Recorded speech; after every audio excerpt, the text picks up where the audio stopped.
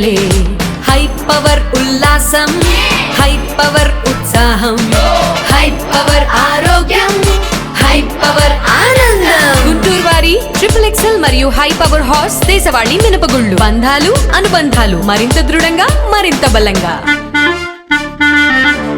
కూటమి ప్రభుత్వం సాగిస్తున్న జనరంజక పాలనపై అన్ని వర్గాల ప్రజలు సంతృప్తిగా ఉన్నారని గుంటూరు తూర్పు ఎమ్మెల్యే మహమ్మద్ నజీర్ అహ్మద్ తెలిపారు.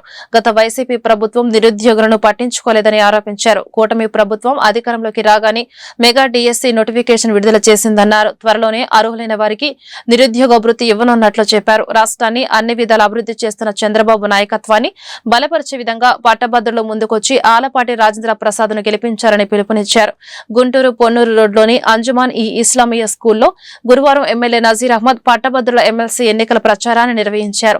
ఈ ఎన్నికల్లో మొదటి ప్రాధాన్యత ఓటు కూటమి అభ్యర్థి ఆలపాటి రాజేంద్ర ప్రసాద్ వేయారని ఉపాధ్యాయులకు ఆయన విజ్ఞప్తి చేశారు. ఉపాధ్యాయులకు ఎటువంటి సమస్యలు ఉన్నా మీ పక్షాన వాటి పరిష్కారానికి తన వంతు కృషి చేస్తానని ఎమ్మెల్యే వారికి భరోసా ఇచ్చారు.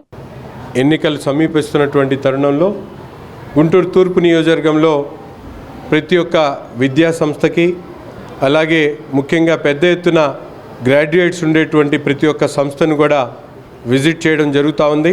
అక్కడ ఉన్నటువంటి ఉపాధ్యాయులు అలాగే గ్రాడ్యుయేట్స్ అందరినీ కూడా వారి దగ్గరికి వెళ్ళి తప్పనిసరిగా రాబోయేటువంటి ఎన్నికల్లో ఫిబ్రవరి 27న జరగబోయేటువంటి ఎన్నికల్లో కూటమి అభ్యర్థిగా పోటీ చేస్తున్నటువంటి ఆలపాటి రాజేంద్ర ప్రసాద్ గారికి మొదటి ప్రాధాన్యత ఓటును ఇవ్వాలని చెప్పి వారందరినీ కూడా అడగడం జరుగుతూ ఉంది. పెద్ద ఎత్తున ఈరోజు ప్రజల్లో గ్రాడ్యుయేట్స్లో ఒక విశేషమైనటువంటి స్పందన కనిపిస్తూ ఉంది.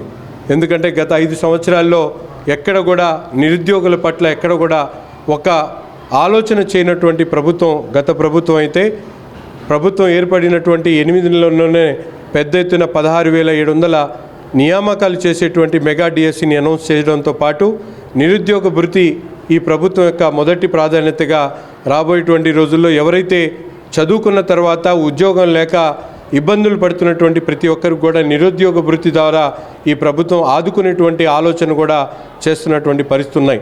అంతేకాకుండా రాష్ట్రం నలుమూలలు కూడా అభివృద్ధి ప్రణాళికలతో ముందుకు సాగుతున్నటువంటి చంద్రబాబు నాయుడు గారి నాయకత్వాన్ని బలపరిచేటువంటి విధంగా విద్యావేత్తలు, సామాజికవేత్తలు అలాగే మేధావులు కూడా ముందుకొచ్చి ఈరోజు ఆలపాటి రాజేంద్ర ప్రసాద్ గారిని గెలిపించాలని కోరుతూ ఈరోజు ప్రచారం చేయడం జరుగుతూ ఉంది.